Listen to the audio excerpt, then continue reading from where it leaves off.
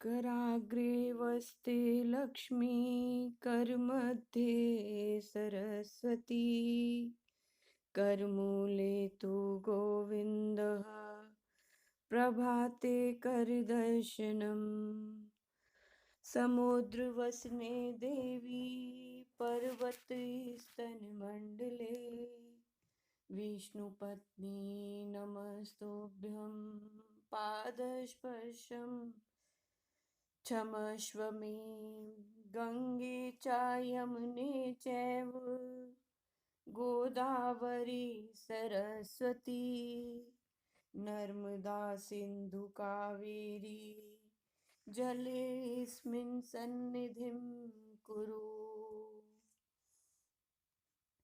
वक्रतुंड महाकाय सूर्यकोटि समप्रभ निर्विघ्नं कुरु मे देव सर्वकार्येषु सर्वदा। सरस्वत्यै नमस्तुभ्यं वरदे कामरूपिणी विद्यारम्भं करिष्यामि सिद्धिर्भवतु मे सदा। गुरुर्ब्रह्मा गुरुर्विष्णु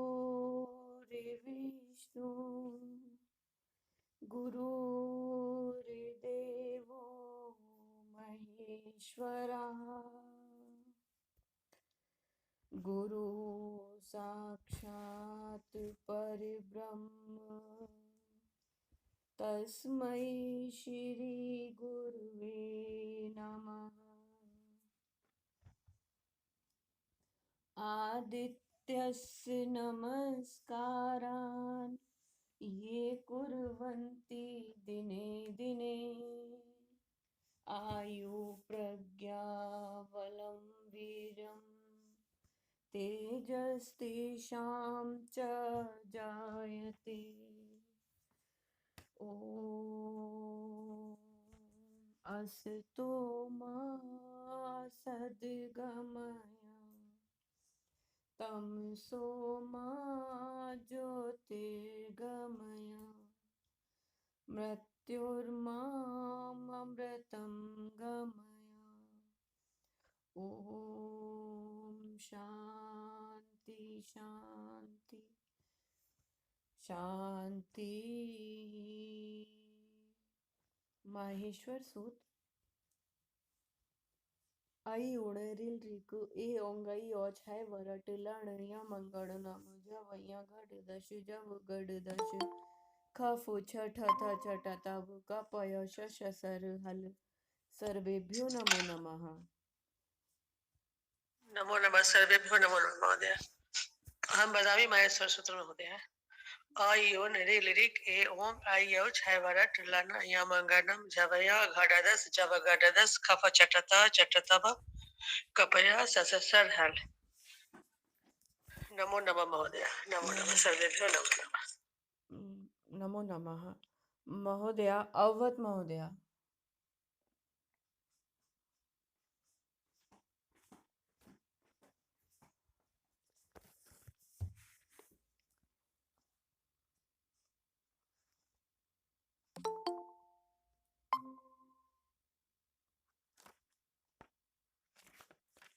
वंदना महोदया।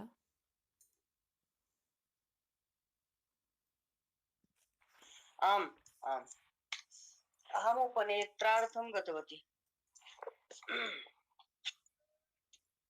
अद्य तु एकादश श्लोकस्य अनुगायनं तु अभवत् न महोदय? जी महोदय। कृतार्थ भावार्थः अस्ति।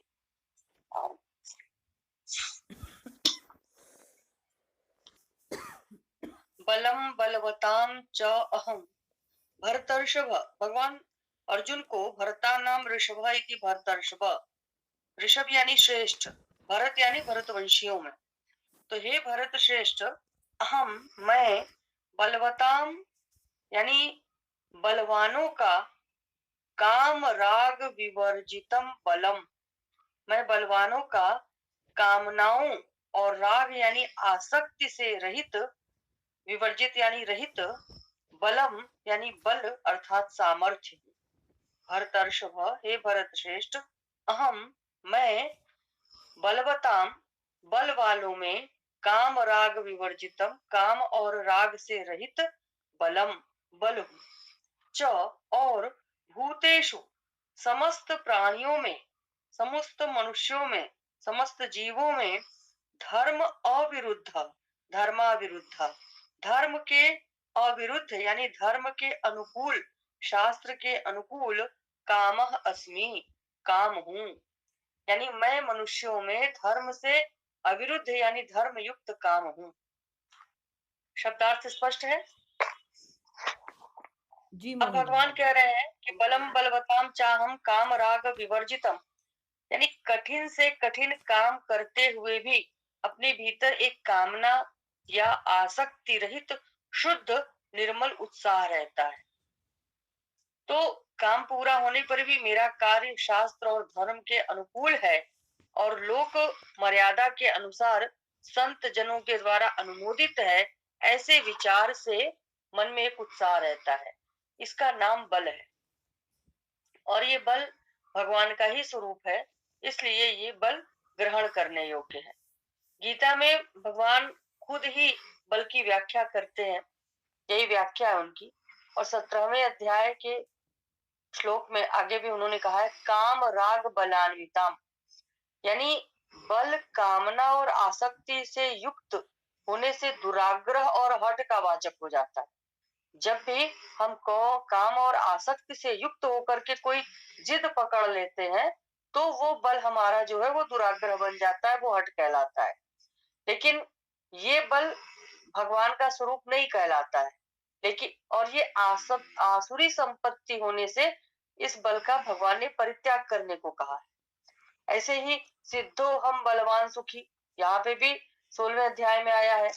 तो अहंकार बलम दर्पम काम राग विवर्जितम, ये पद भी 18वें अध्याय में आया है। तो इस तरह से ये सब जो बल आए हैं वो सभी बल त्याज्य है। 6ठे अध्याय में भी ये आया है बलवद अद्भुतम बलवद दृढ़म, यानी ये बल जो है, ये बल शब्द मन का विशेषण है। ये बल भी आसुरी संपत्ति का ही है क्योंकि उसमें कामना और आसक्ति है।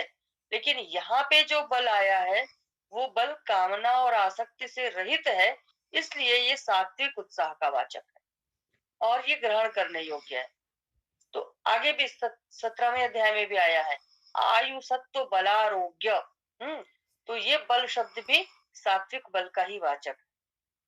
तो बल यानी सात्विक बल जो काम और आसक्ति से रहित हो, ये सात्विक बल कहलाता है। भगवान ने इसको ग्रहण करने पे जोर दिया है और कहा है कि ये बल जो है वो मैं ही हूँ, मेरा ही स्वरूप है।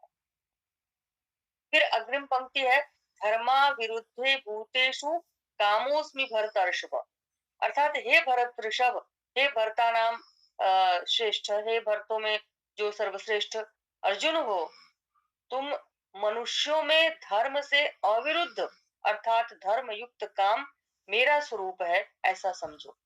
तो धर्म का विधान मनुष्य के लिए ही है क्योंकि मनुष्य से भिन्न जितने भी प्राणी हैं उनमें इस धर्म की मर्यादा नहीं जाती।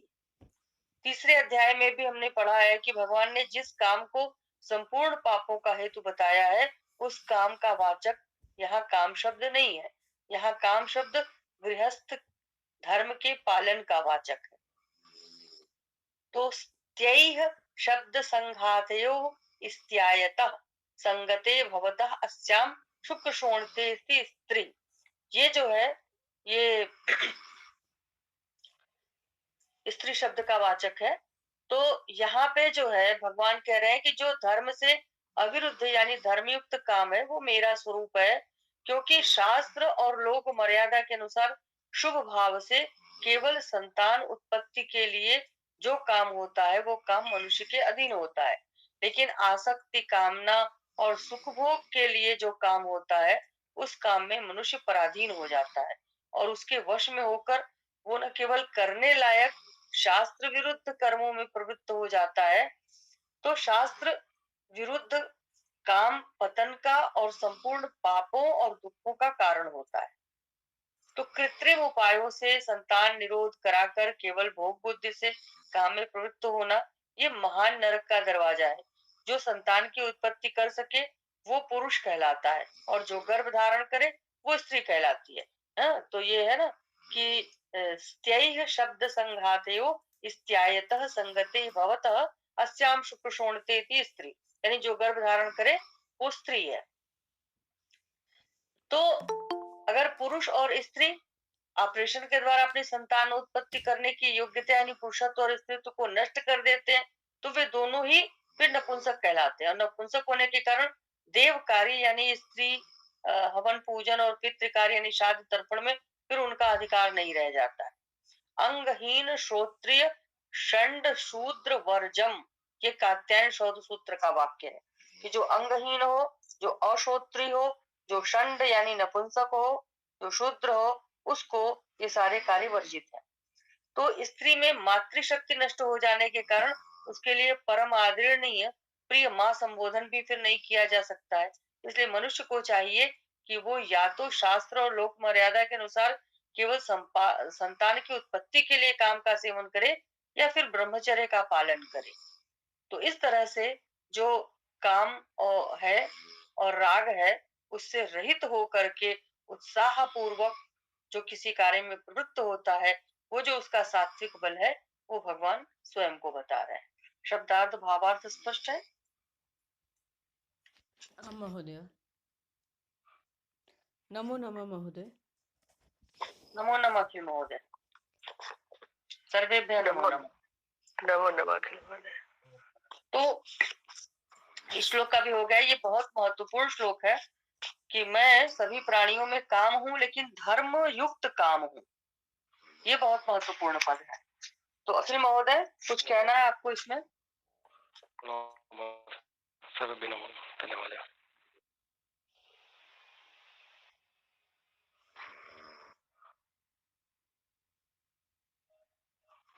यहाँ पे धर्म विरुद्धों का मतलब क्या हो जाएगा? जो धर्म का विरोधी नहीं न हो, महोदय, कुछ नहीं। जो धर्म का विरोधी न हो, ऐसा धर्म यानी जो शास्त्र प्रतिपादित है, शास्त्र की मर्यादा के अनुकूल है, वो काममय हूँ। जैसे शास्त्र में संतान की उत्पत्ति के लिए काम का सेवन जो है वो धर्म युक्त है, और इसके विपरीत भोग बुद्धि से जो काम में प्रवृत्ति है, वो जो है शास्त्र विरुद्ध है, शास्त्र मर्यादा से रहित है, इसलिए भगवान ने उसका निषेध किया है। जी बहुत। तो अग्रिम श्लोक है कि ये चैव सात्विका भावा राजसास्तामसाश्च ये मत्त एवेति तान् विद्धि न त्वहं तेषु ते मयि।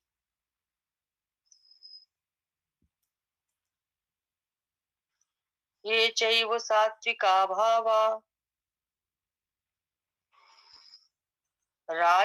राजसास्तामसाश्च ये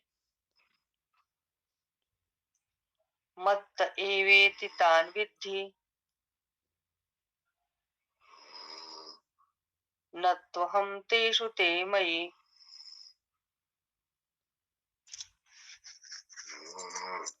ये चैव सात्विका भावा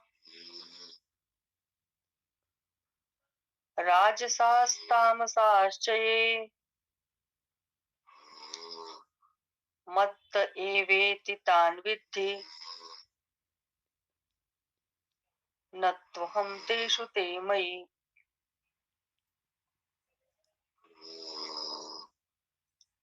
ये चैव सात्विका भावा राजसास्तामसाश्च ये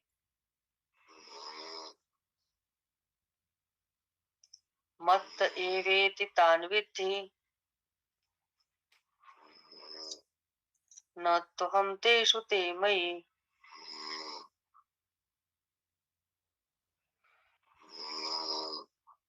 ये चैव सात्विका भावा राजसा तामसाश्च ये मत्त एवेति तान् विद्धि न त्वहं तेषु ते मयि। अभवत्? आं महोदय। अखिल महोदय भवान् वदतु।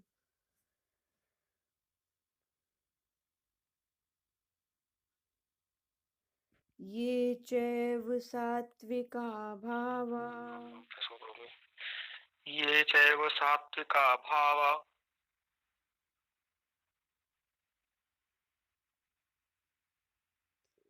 ये चैव सात्विका भावा राजसास्तामसाश्च ये मत्त एवेति तान् विद्धि न त्वहं तेषु ते मयि। ये चैव सात्विका भावा राजसास्तामसाश्च ये मत्त एवेति तान् विद्धि न त्वहं तेषु ते मयि। सम्यक् महोदय। सम्यक् अस्ति। अखिल महोदय भवान् वदतु।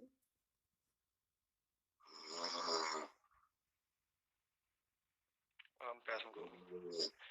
ये चैव सात्विका भावा राजसास्तामसाश्च ये मत्त एवेति तान् विद्धि न त्वहं तेषु ते मयि। मोनू महोदय। मोनू महोदय। हाँ महोदय।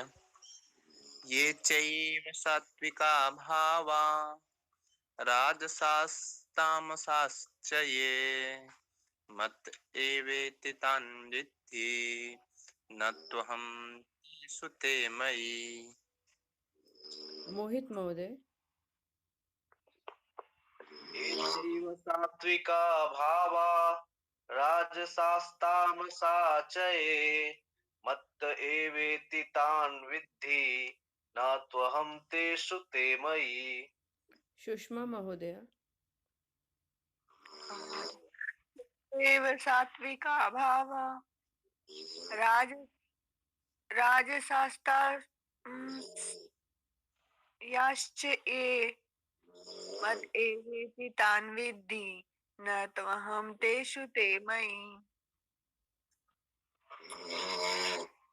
रंजना महोदय। ये चैव सात्विका भावा राजसास्तामसाश्च ये मत्त एवेति तान् विद्धि न त्वहं तेषु ते मयि। अवध महोदय।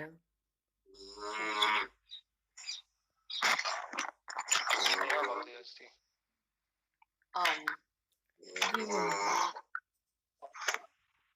ये चैव सात्विका भावा राजसास्तामसाश्च ये मत्त एवेति तान् विद्धि न त्वहं तेषु ते मयि।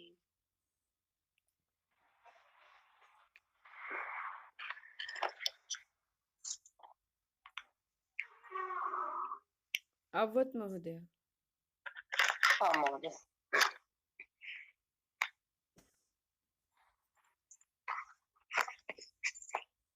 अब भगवान इसमें कह रहे हैं कि च और एव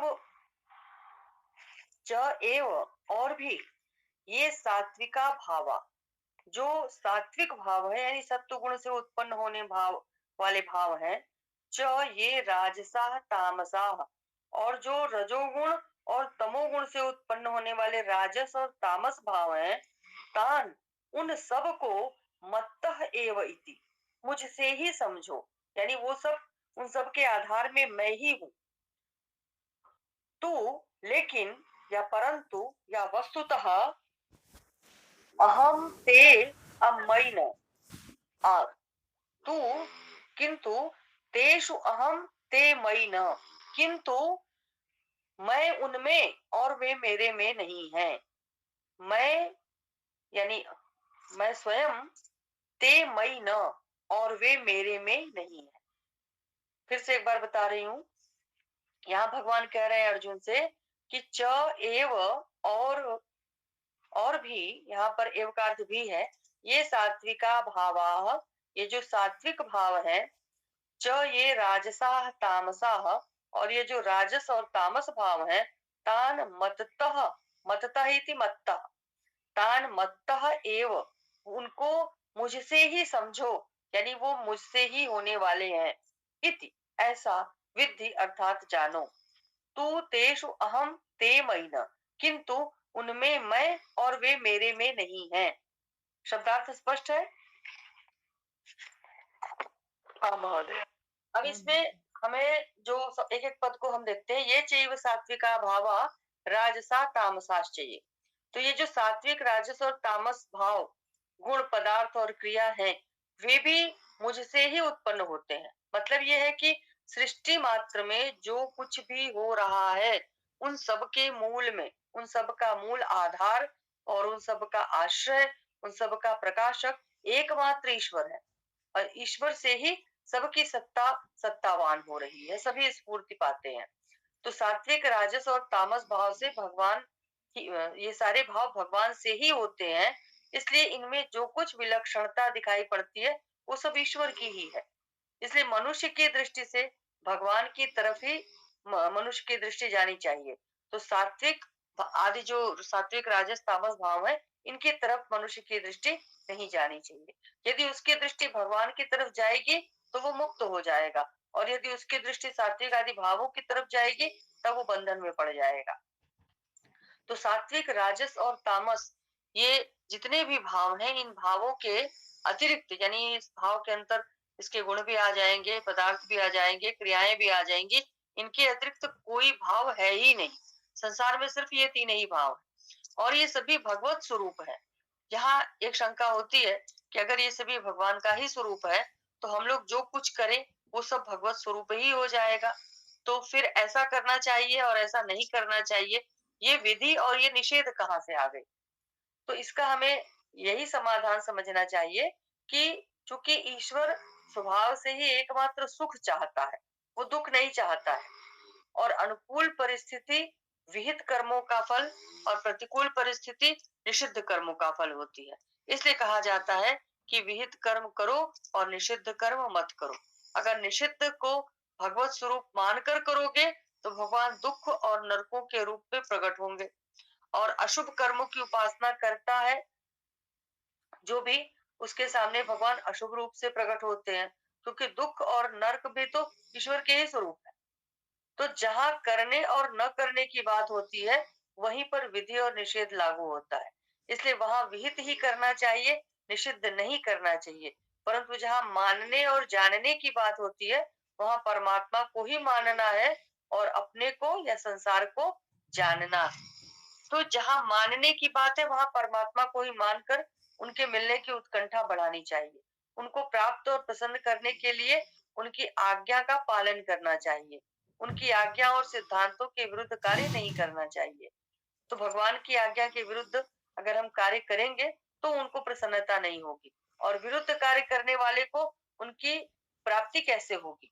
जैसे किसी मनुष्य के मन में विरुद्ध काम करने से वो राजी कैसे होगा और प्रेम से कैसे मिलेगा? तो जहाँ जानने की बात है वहां संसार को जानना चाहिए। जो उत्पत्ति विनाशशील है, सदा साथ रहने वाला नहीं है, वो अपना नहीं है और अपने लिए भी नहीं है, ऐसा जानकर उससे हमें संबंध विच्छेद कर लेना चाहिए। उसमें हमें किसी तरह की कामना, ममता या आसक्ति नहीं करनी चाहिए, और हमें हृदय से उसका महत्व भी हटा देना चाहिए। तो इससे सत्य तत्व प्रत्यक्ष हो जाएगा और जानना हमारा पूरा हो जाएगा। और असत यानी जो नाशवान वस्तु हमारे साथ रहने वाली नहीं है, ऐसा समझने पर भी अगर समय समय पर हम उनको महत्व देते रहेंगे तो वास्तविकता की प्राप्ति नहीं होगी, यानी सतवस्तु जो परब्रह्म है हमें उसकी प्राप्ति नहीं हो सकती है। तो फिर भगवान अग्रिम पंक्ति कह रहे हैं कि मत्त एवेति तान विद्धि, यानी उन सबको तो मुझसे ही उत्पन्न होने वाला समझ, यानी सब कुछ मैं ही हूँ। तो कार्य और कारण ये दोनों अलग अलग दिखाई पड़ने पर भी कार्य कारण से अपनी भिन्न और स्वतंत्र सत्ता नहीं रख सकता है, इसलिए कार्य कारण रूप ही होता है। जैसे सोने के आभूषण से, सोने के पिंड से बहुत सारे आभूषण पैदा होते हैं, मिट्टी के पिंड से यानी मिट्टी का जो लोंदा है उससे अनेक प्रकार के बर्तन, खिलौने, बहुत सारी चीजें बनती हैं। तो वो जो है कि अगर तात्विक दृष्टि से देखा जाए तो सब के सब स्वर्ण पिंड या सब के सब मृत पिंड है। हम जब आभूषण लेके सुनार के पास जाते हैं तो वो डिजाइन नहीं देखता है, वो देखता है कितने ग्राम सोना है, उसको पिघला के वो सोने का पिंड बना के आपके सामने रख देता है, तो वो तत्व देखता है। ऐसे ही कुम्हार भी, उसके लिए ये मिट्टी का जैसे बर्तन टूट गया वो फिर मिलके मिट्टी रूप ही हो जाता है। तो ऐसे ही परमात्मा से पैदा होने वाली अनंत सृष्टि परमात्मा से भिन्न और स्वतंत्र सत्ता नहीं रख सकती है, यही यहाँ पे बताना चाह रहे हैं। तो मत्तएव कहने का मतलब है कि ये जो अपरा और परा प्रकृति है ये ईश्वर का स्वभाव है, इसलिए उनको मुझसे विरुद्ध या भिन्न नहीं कर सकता है, किसी भी स्थिति में ईश्वर से अलग नहीं कर सकता है। तो 7वें अध्याय में और इसी का परिशिष्ट रूप जो 9वां अध्याय भी आगे आएगा, उसमें भगवान कहते हैं कि कल्प के आदि में प्रकृति को वश में करके मैं बार बार सृष्टि की रचना करता हूँ। और आगे भी वो कहते हैं कि मेरी अध्यक्षता मैया अध्यक्षेण प्रकृति सूयते सचराचरम, यानी मेरी अध्यक्षता में प्रकृति चर और अचर संसार को रचती है। सूयते यानी सुप्रसवने धातु है, मतलब उत्पन्न करती है। तो ये दोनों बातें एक ही है, चाहे प्रकृति को लेकर भगवान रचना करे, चाहे भगवान की अध्यक्षता में प्रकृति रचना करे, इन दोनों का तात्पर्य एक ही है। जहाँ पे जब प्रकृति की भगवान की अध्यक्षता में प्रकृति रचना करती है, ये सांख्य दर्शन के अनुसार चर्चा हो जाती है, और जब भगवान ही प्रकृति को लेकर रचना करते हैं तो ये वेदांत दर्शन के अनुसार बात हो जाती है। तो भगवान रचना करते हैं तो प्रकृति को लेकर ही करते हैं। यहाँ पे जो मुख्य है वो बात यह है कि मुख्यता ईश्वर की होती है और प्रकृति भगवान की अध्यक्षता में रचना करती है, तब भी मुख्यता भगवान की ही हुई। इसी बात को यहाँ बताया है कि मैं संपूर्ण जगत का प्रभव और प्रलय हूँ। प्रभव प्रलय तथा हम लोग पढ़ चुके हैं 7वें अध्याय में। तो इसी का उपसंहार करते हुए भगवान कह रहे हैं कि सात्विक, राजस और तामस ये भाव मुझसे ही होते हैं। तो भगवान ने विज्ञान सहित ज्ञान कहने की यहाँ पे प्रतिज्ञा कर ली है, तो प्रतिज्ञा करके अब वो जानने वाले की दुर्लभता बताते हुए जो प्रकरण प्रारंभ किया है उसमें अपरा और परा प्रकृति का कथन किया है। अपरा और परा प्रकृतियों को संपूर्ण प्राणियों का कारण बताया है, क्योंकि इनके संयोग से ही संपूर्ण प्राणी उत्पन्न होते हैं, और फिर अनेक अपने को इन अपरा और परा का कारण भी बताया है। मत्तः परतरम नान्यत् किंचिदस्ति धनंजय, ये भी हम लोग 7वें अध्याय में पढ़े हैं।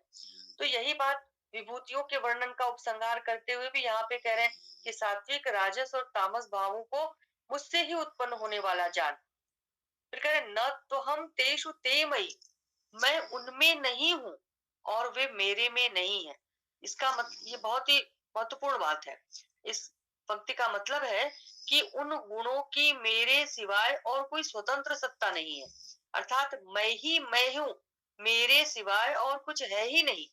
वो सात्विक, राजस और तामस जितने भी प्राकृत पदार्थ और क्रियाएं हैं वे सब के सब उत्पन्न भी होते हैं और नष्ट होते हैं, लेकिन मैं उत्पन्न भी नहीं होता और नष्ट भी नहीं होता। अगर मैं उनमें होता तो उनका नाश होने पर मेरा भी नाश हो जाता, लेकिन मेरा कभी नाश नहीं होता है, इसलिए मैं उनमें नहीं हूँ। अगर वे मेरे में होते तो मैं जैसा अविनाशी हूँ वैसे वे भी अविनाशी होते, परंतु वो तो नष्ट होते हैं और मैं तो सदा रहता हूँ, इसलिए वो मेरे में नहीं है।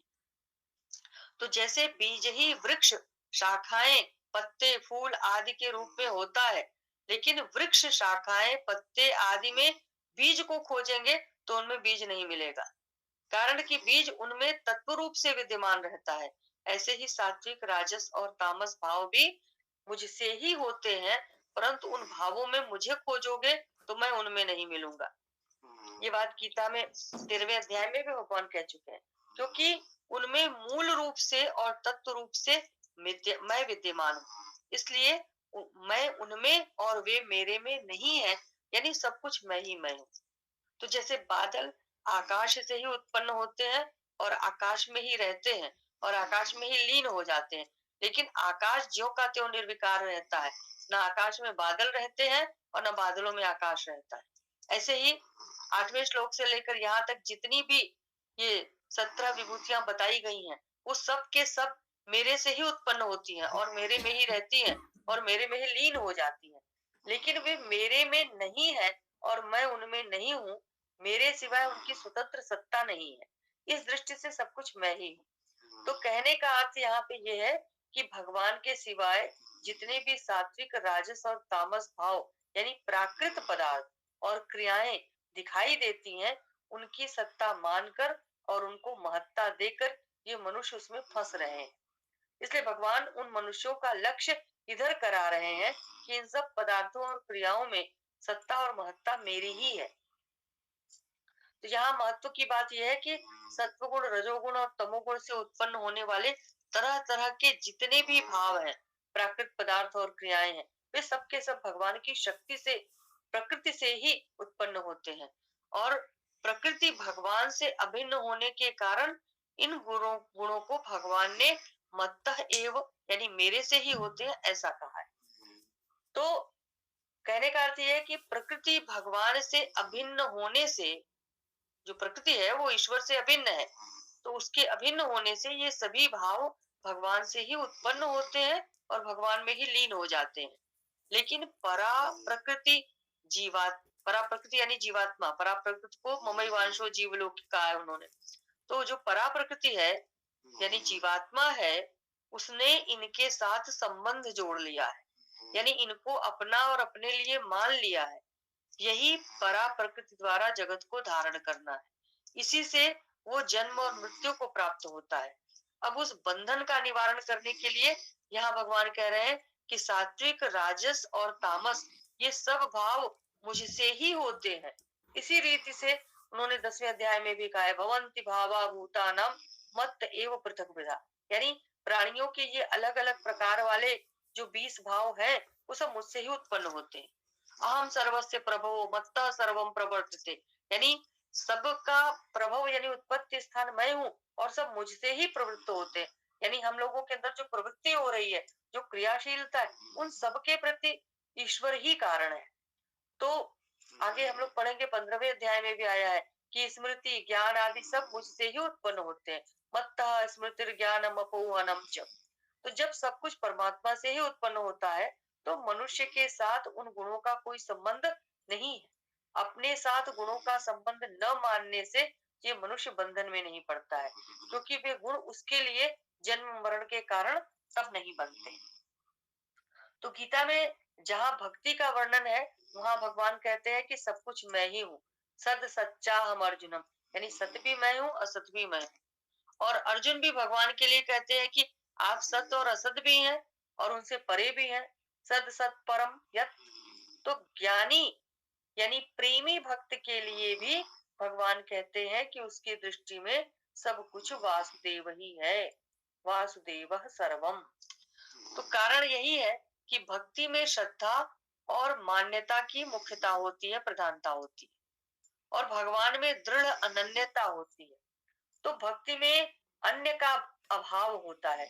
जैसे उत्तम पतिव्रता को एक पति के सिवा संसार में दूसरा कोई पुरुष दिखाई ही नहीं देता है, ऐसे ही भक्त को एक भगवान के अतिरिक्त कोई दिखाई ही नहीं देता है। केवल सब तरफ उसको भगवान ही भगवान दिखते हैं। तो गीता में जहाँ ज्ञान का वर्णन है, वहां भगवान बताते हैं कि सत और असत दोनों अलग अलग हैं। तो हम लोग पढ़े हैं 2 अध्याय में कि ना सतो विद्यते भावो ना भावो विद्यते सत। ऐसे ज्ञान मार्ग में शरीर और शरीरी, देह और देही, क्षेत्र और क्षेत्रज्ञ, प्रकृति और पुरुष, दोनों को अलग अलग जो है जानने की बात बहुत बार आई है। तो प्रकृतिम पुरुषम चैव विद्यनादि उभावपि, यानी प्रकृति और पुरुष इन दोनों को विद्य यानी जानो, उभयम अनादि, दोनों अनादि है। क्षेत्र क्षेत्रज्ञ योर ज्ञान में सब हम लोग पढ़ेंगे अभी आगे।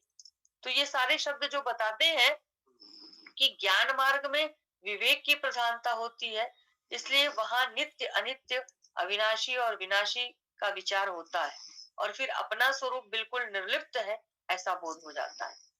लेकिन साधक में श्रद्धा और विवेक दोनों ही रहने चाहिए।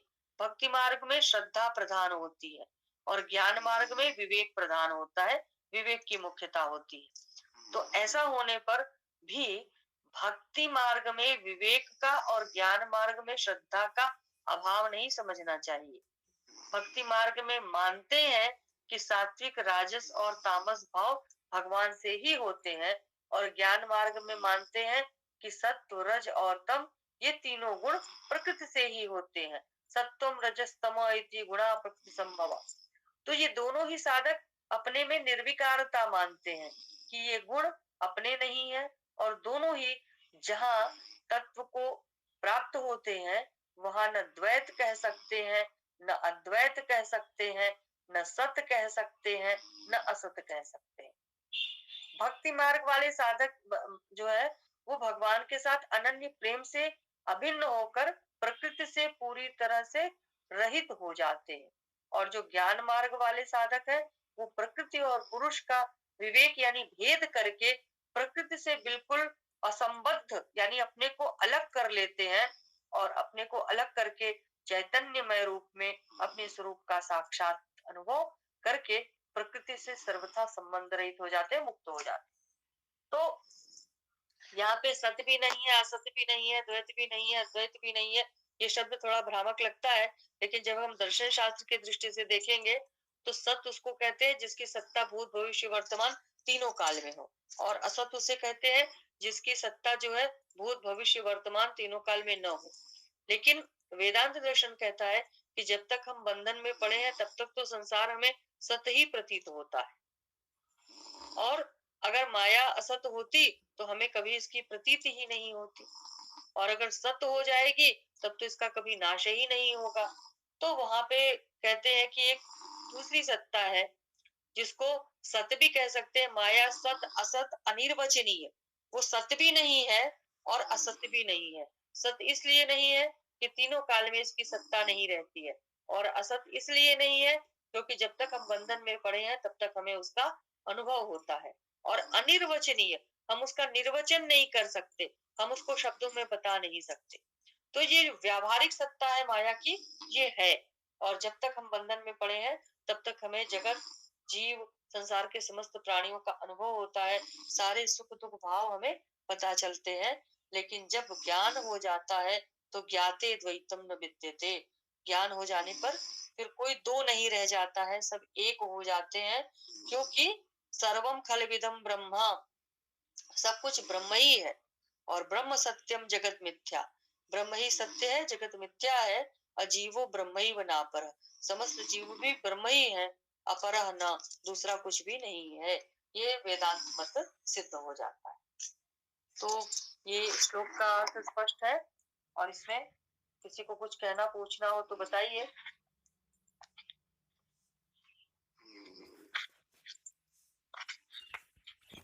अखिल महोदय।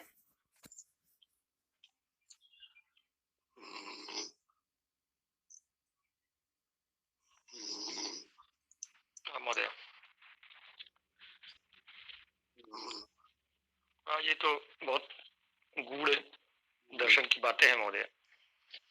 साधारण भक्त लोग तो संभवतः, हालांकि ये एक दृष्टि से ये भी बहुत आवश्यक है। एक जगह मैंने श्री रामकृष्ण वचनामृत में पढ़ा हुआ था और स्वामी विवेकानंद का जो मत है वो भी ये कहते हैं, उन्होंने जो संकेत चिन्ह बनाया था रामकृष्ण मिशन का,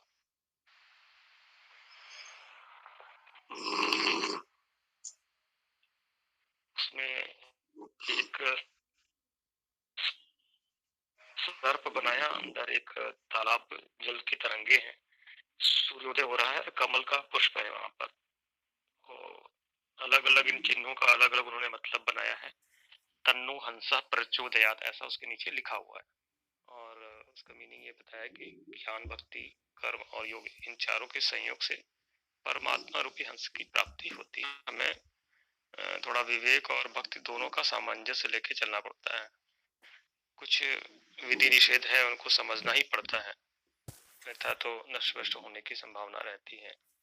और अपना आसपास उसके जो भी वस्तुएं हैं, जो व्यक्ति हैं, उनके प्रति अपने दृष्टिकोण परिवर्तन के लिए ये सब आवश्यक है। सब चीजों की उत्पत्ति ईश्वर से है। कल इसका एक संकेत किया था। मुझे लगता है कि जो सूचना है शायद श्री स्वामी रामानुजाचार्य हैं, जिन्होंने विशिष्टाद्वैत की प्रतिपादना की थी। और वो भाव भी अंतितो गत्वा, जब भक्ति भाव बहुत गंभीर होता है तो व्यक्ति इस चीज को अनुभूत कर सकता है कि संपूर्ण जगत प्रपंच ईश्वर ही है जो इस स्वरूप में सामने आए हैं। तो जब तक हम वस्तुओं से मोहित होते रहते हैं तो हम सांसारिक व्यवहारिक दृष्टिकोण से चीजों को करते रहते हैं। यदि हम आध्यात्मिक पथ में थोड़ा सा गंभीर होते हैं, भक्ति के भाव को थोड़ा सा और अधिक गंभीरता से लेना चाहते हैं, तो ये सब ज्ञान हमारी सहायता करते हैं। तो जो भी चर्चा हम लोगों ने अभी की है, जो चीजें आपने बताई हैं, मुझे लगता है इसका कुछ धारणाएं भी यदि हम कर सकें तो हमको जीवन में अपने भक्ति भाव को दृढ़ करने में सहयोग मिलेगा। हर वस्तु के प्रति जाकर के अपने व्यवहार को बदल देना आवश्यक नहीं है, किंतु अपने मन दृष्टिकोण को बदलना बहुत आवश्यक है। जैसे इसके पहले वाले श्लोक में भी आपने कहा, जो भगवान कहते हैं कि शास्त्र अनुकूल काम मैं हूँ। जिनको काम की प्रबल कामना है उनके लिए पूर्णता निषेध नहीं है, किंतु उसे संयमित रूप से रखना हमारे शास्त्रों में तो विधान भी किया गया है। धर्म अर्थ काम मोक्ष, काम की तुष्टि के बाद ही मुक्ति होती है। तो एक युक्ति युक्त उस पर एक नियंत्रण बहुत आवश्यक है। नियंत्रण की करना ही आध्यात्मिक साधना का प्राथमिक सोपान भी है। जब तक हम नियंत्रित नहीं करेंगे तब तक हम दिशा परिवर्तन भी नहीं कर सकेंगे। तो मुझे लगता है ये सब ज्ञान हम लोग को आने वाले समय में हम लोग को जरूर बहुत मदद करेगा। यही मेरा मत है।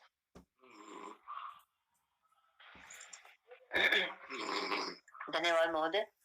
तो ये स्पष्ट हो गया है सभी को? किसी को कुछ और पूछना है बोलिए, आगे बढ़ा जाए। हाँ महोदय, 6:46 हो रहा है महोदय। अद्य तु अवकाशः अस्ति, अतः समयः अस्ति एक श्लोक गायनम अभवत्। तो अभी ये जो श्लोक हमने पढ़ा, इसमें भगवान जो 12वें श्लोक चला उसमें उन्होंने कहा कि सात्विक, राजस और तामस भाव मुझसे ही होते हैं, पर मैं उनमें और वो मुझ में नहीं है। तो इस विवेचन से ये सिद्ध हो रहा है कि भगवान प्रकृति और प्रकृति के कार्य से सर्वथा निर्लिप्त है। ऐसे ही भगवान का शुद्ध अंश ये जीव भी निर्लिप्त है। इस पर यह प्रश्न होता है कि जीव निर्लिप्त होता तो फिर वो बंधन में क्यों पड़ जाता। इसी बात को बताने के लिए भगवान अग्रिम श्लोक कह रहे हैं त्रिभिर गुणमयैर भावैर, त्रिभिर गुणमयैर भावैर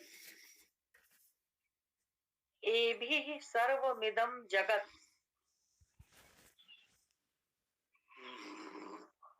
मोहितं नाभिजानाति मामेभ्यः परमव्ययम्। यहाँ परम के म के बाद आधा व है। व और य संयुक्ताक्षर से पहले वाला वर्ण दीर्घ हो जाता है, तो परमव्ययम् ऐसे पढ़ते हैं, उस पे बल दिया जाता है। म यद्यपि ह्रस्व है, म में जो अ है, लेकिन फिर भी दीर्घवत उच्चारण होता है। तो परमव्ययम्। त्रिभिर गुणमयैर भावैर, अगर हम भावैर पढ़ेंगे तो ए भी हो जाएगा, या भावई पढ़ेंगे जब तो रे भी अलग से पढ़ेंगे। तो त्रिभिर गुणमयैर भावई रे भी सर्वमिदं जगत्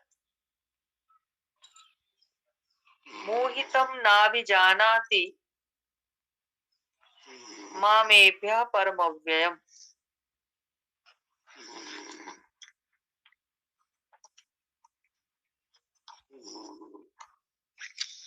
त्रिभिर गुणमयैर भावैर,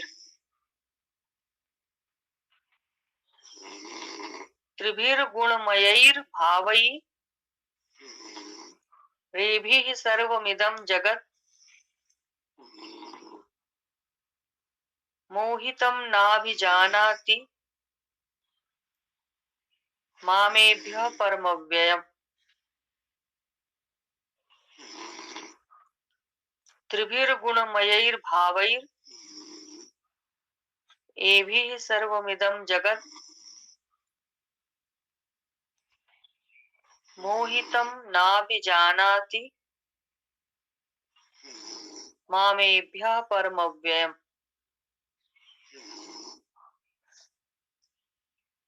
त्रिभिर्गुणमयैर्भावैर्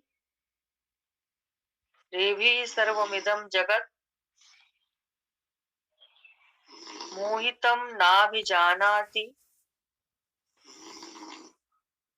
मामेभ्यः परमव्ययम्।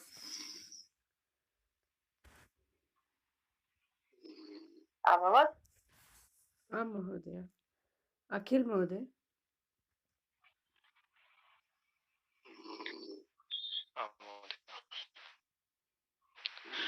त्रिभिर्गुणमयैर्भावैर् एभिः सर्वमिदं जगत् मोहितं नाभिजानाति मामेभ्यः परमव्ययम्। महोदय, ये त्रिभिर्गुणमय भावे त्रिभिर्गुणमयैर् गुणमय। हाँ, त्रिभिर्गुणमयैर्, क्योंकि भा के ऊपर जो र है ना, उसको यही के ठीक बाद पढ़ेंगे। तो त्रिभिर जैसे भी के बाद र पढ़ेंगे तब गुण पढ़ेंगे। तो त्रिभिर गुणमयैर भावैर, ऐसे पाठ। आं महोदय। त्रिभिर्गुणमयैर्भावैर् एभिः सर्वमिदं जगत् मोहितं नाभिजानाति मामेभ्यः परमव्ययम्। सम्यक् अस्ति। मोनू महोदय। महोदय। त्रिभिर्गुणमयैर्भावैर् एभिः सर्वमिदं जगत् मोहितं नाभिजानाति मामे परमव्ययम्। मोहित महोदय। त्रिभिर्गुणमयैर्भावैरेभिः सर्वमिदं जगत् मोहितं नाभिजानाति मामेभ्यः परमव्ययम्।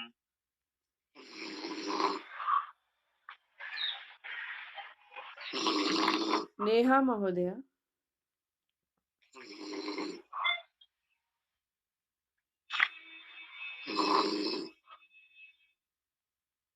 त्रिभिर्गुणमयैर्भावैर् एभिः सर्वमिदं जगत् मोहितं नाभिजानाति मामेभ्यः परं व्ययम्।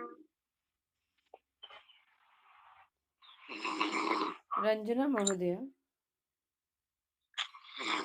हाँ महोदय। त्रिभिर्गुणमयैर्भावैर् एभिः सर्वमिदं जगत् मोहितं नाभिजानाति मामेभ्यः परमव्ययम्। सुषमा महोदय।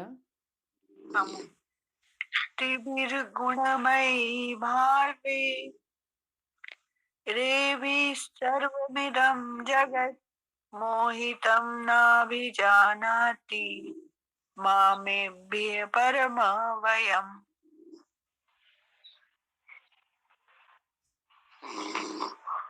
अवध महोदय।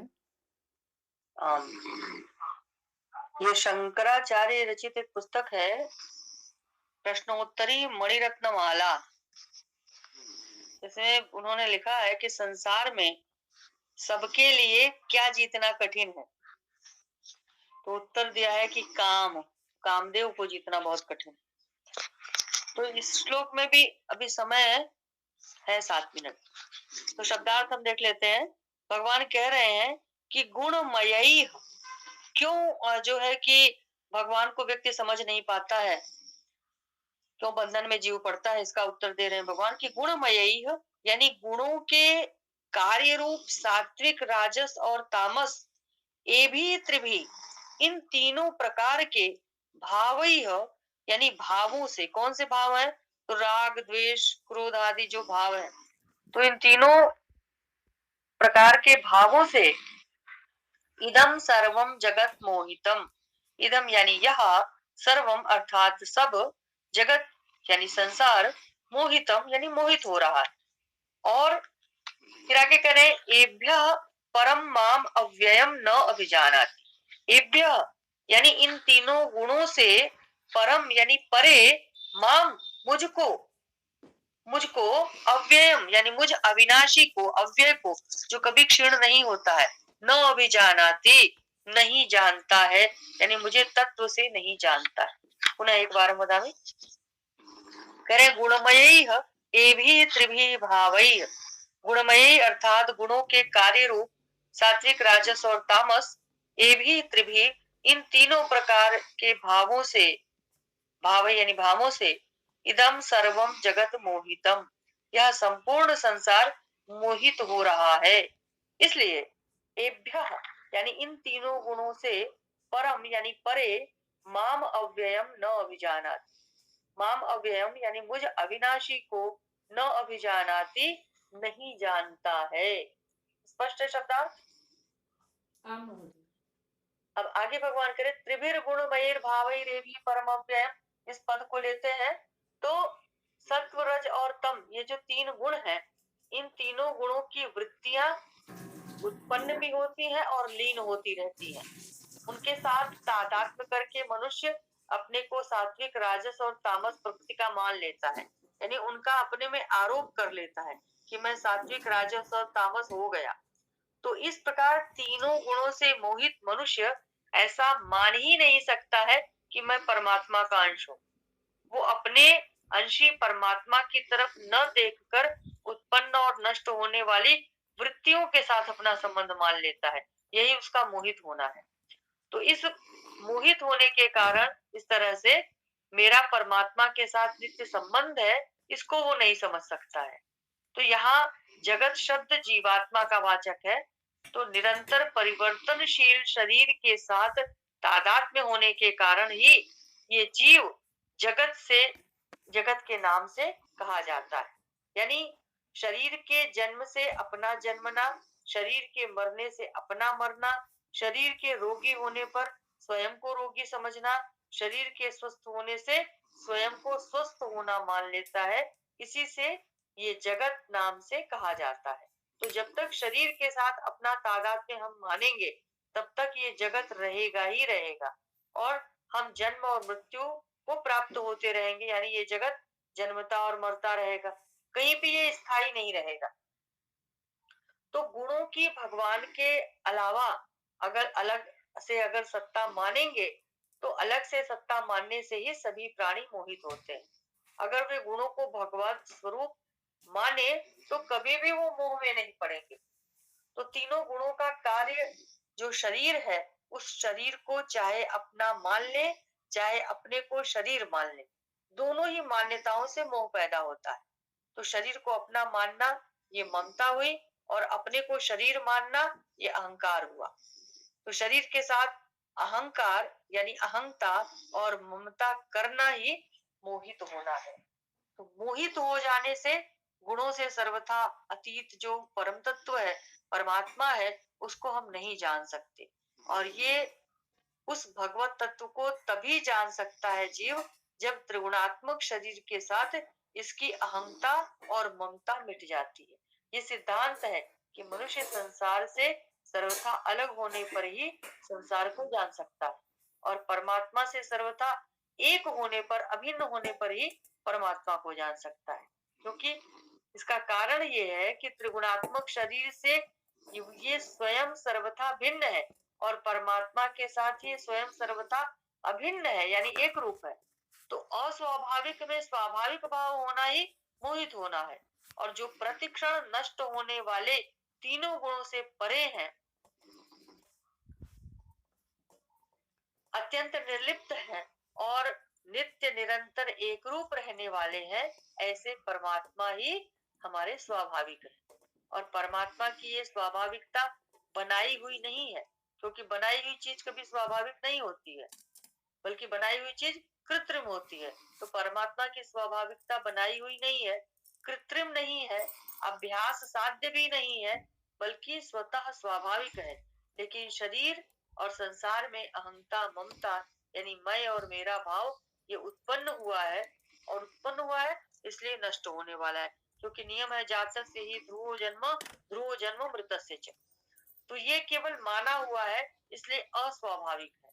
इस अस्वाभाविक को स्वाभाविक मान लेना ही मोहित होना है, जिसके कारण मनुष्य स्वाभाविकता को समझ नहीं सकता है।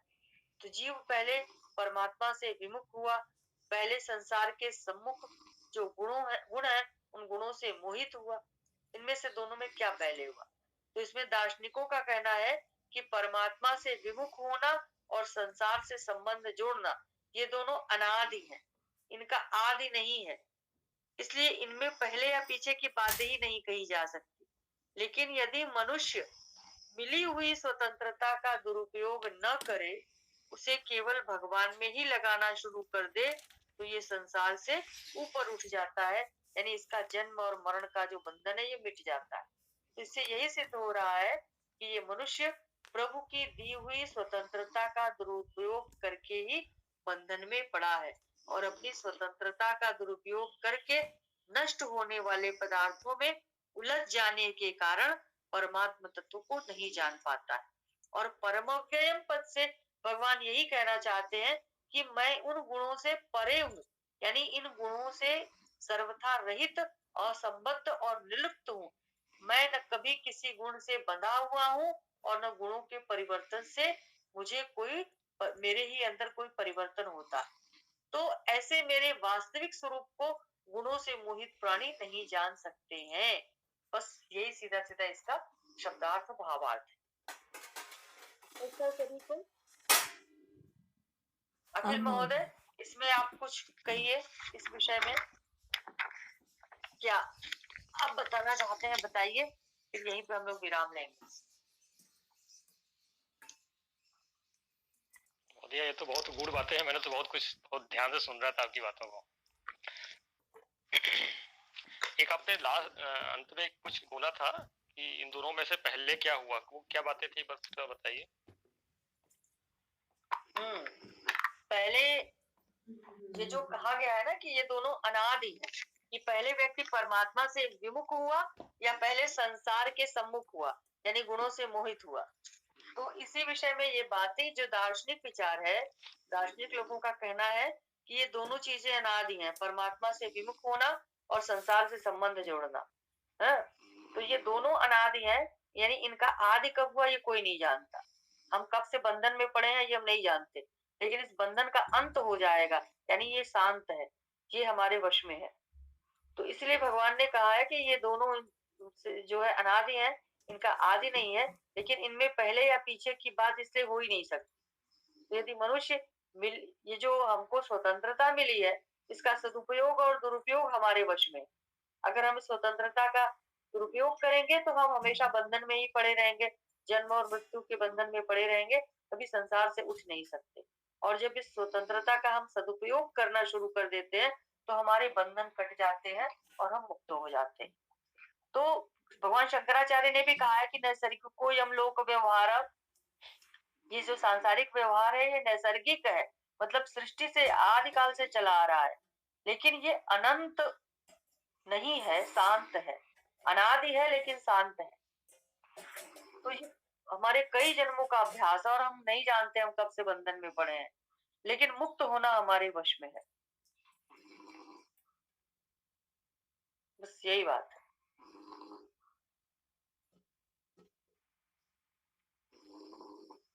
कई जन्मों का अगर हमारा अभ्यास न होता तो हम सभी लोग, बच्चा पैदा होता है, भूख लगती है तो रोता है, उसको कुछ दिया जाता है तो वो अपने आप खाने लगता है, उसको कोई खाना सिखाता नहीं है, उसको कोई ये भी नहीं बताता है कि अब भूख लगी है तो रो। और बिना मरे ही संसार के सभी प्राणी मृत्यु से बहुत डरते हैं। तो ये जो कहा जाता है ना अभिनिवेश, यानी मरण विषयक कष्ट का हमें याद है। हमारे अंदर हमारा जो मस्तिष्क है बहुत बड़ा मेमोरी कार्ड है, इसमें कई जन्मों की याद छिपी हुई है। इसलिए बहुत सारी चीजें बिना किए ही हम उनका अनुभव कर लेते हैं, हम उनसे भयभीत हो जाते हैं, हम सशंकित हो जाते हैं, हमें कहते हैं पूर्वाभास हो रहा है। पूर्वाभास नहीं है, वो हमारे दिमाग में फीड है, हम बहुत बार अनुभव कर चुके हैं। तो ये सारी चीजें हैं, तो अनादिकाल से ये बंधन हमारा चला आ रहा है, लेकिन ये अनंत नहीं है, शांत है, इसको हम नष्ट कर सकते हैं।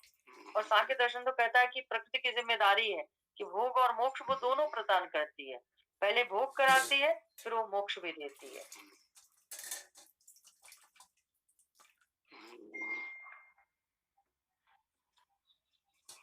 मेरी बात हो गई और कुछ कहना का चाह रहे थे फिर महोदय? हाँ महोदय, आपने बहुत महत्वपूर्ण बातें आपने कही हैं, और जो चिंतनशील हम लोग जैसे लोग हैं वो निश्चित रूप से इन सबसे उनको जरूर लाभ मिलेगा। एक बात जिसने मुझे बहुत ज्यादा सांत्वना दी थी, स्वामी विवेकानंद का, ऐसे तो कथा नहीं पड़ा है, एक वीडियो किसी रामकृष्ण मिशन सेंटर से आया हुआ था, हैदराबाद से संभवतः, जिसमें स्वामी जी की शिक्षाओं को सार स्वरूप तो उन्होंने बताया था। और आजकल के आधुनिक वैज्ञानिकों ने, विद्यार्थी लोग पढ़ रहे हैं उन सब चीजों के बारे में, कि ये जो सृष्टि है इसका प्रारंभ वैज्ञानिक बिग बैंग से मानते हैं, कि जब पहले बिग बैंग हुआ तो उसके बाद से सृष्टि का आरंभ हुआ। और आधुनिक काल में जो बाद के रिसर्च आई उसमें भी वो कह रहे हैं कि इस सृष्टि का लय अंततोगत्वा बिग बैंग की स्टेट पे जाके हो सकता है, होगा, ऐसा उनको लग रहा है। तो स्वामी जी के भावों को स्पष्ट करते हुए एक वीडियो एनिमेशन में, मुझे हो सकेगा तो आप लोगों को मैं भेजूंगा, बहुत बड़ा है, शायद जा भी ना पाए, मुझे उसके बारे में सूचना मिलेगी, मैं आप लोगों से जरूर साझा करूंगा। उन्होंने कहा कि ये पूरा संसार, ये सृष्टि, इसकी गति जो है वृत्ताकार है, सर्कुलर मोशन है ये, और वृत्त में कभी अंत नहीं होता है। उस वृत्ताकार पथ पे यदि कोई चलना शुरू करे तो उसको कभी अंत नहीं मिलेगा, वो उसी पथ पे बार बार आता जाता रहेगा। तो वैज्ञानिकों ने बताया कि एक बिग बैंग हुआ, वहां से सृष्टि का प्रारंभ हुआ। समझ ने कहा नहीं, ये केवल बिग बैंग नहीं, बिग बैंग से पहले क्या था और अब इसके बाद फिर क्या होगा। तो उन्होंने कहा कि संसार का विस्तार और संकुचन, ये प्रक्रिया लगातार चलती रहती है। बिग बैंग एक बिंदु मान सकते हैं कि जहां से विस्फोट हो करके और विस्तार शुरू हो गया, लेकिन एक सीमा के पश्चात ये विस्तार बंद होकर के फिर वो सिकुड़ने लग जाएगा, फिर वो बीज स्वरूप में आ जाएगा, और फिर वो जहाँ से फिर विस्तार शुरू होगा उसी को बिग बैंग कह दिया गया। तो जो यहाँ पर हमारे शास्त्रों में इसीलिए उनका मेल होने लग गया है कि जो वैज्ञानिक जिस तथ्यों को स्थापित कर रहे हैं, वो हमारे ऋषि मुनि तो पहले ही चीजों को कह गए हैं, भगवान ने गीता में उन्हीं चीजों का संकेत तो पहले से ही कर दिया है, या अनादि और अनंत है ये। तो बहुत सारे जो थोड़ा सा संसार और दूसरों के प्रति चिंता करते हैं, ऐसे चिंतक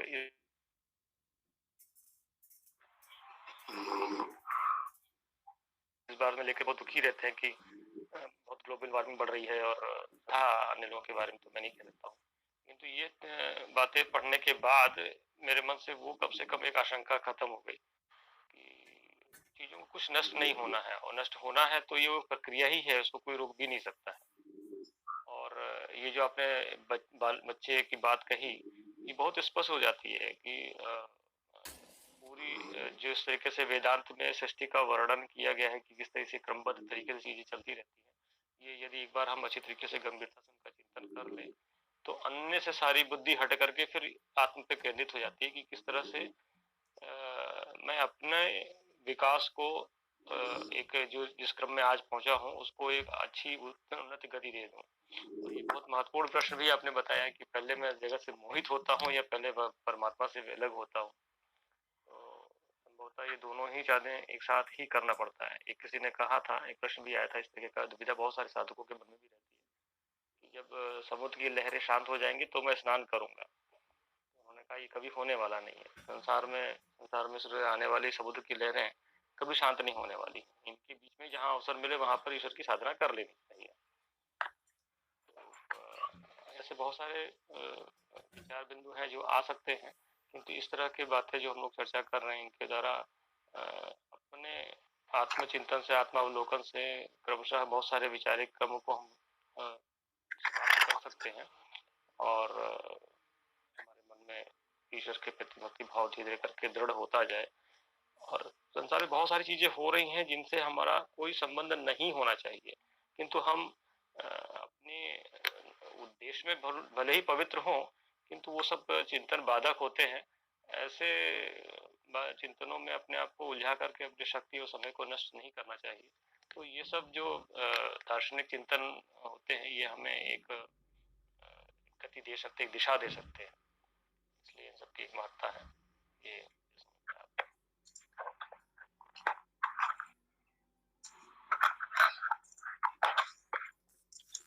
तर्हि सर्वेभ्यः नमो नमः। महोदय भवती शान्तिपाठं करोतु। आं महोदय। ॐ सर्वे भवन्तु सुखिनः, सर्वे सन्तु निरामयाः, सर्वे भद्राणि पश्यन्तु, मा कश्चित् दुर्भाग् भवेत्। ॐ शान्ति शान्ति शान्तिः।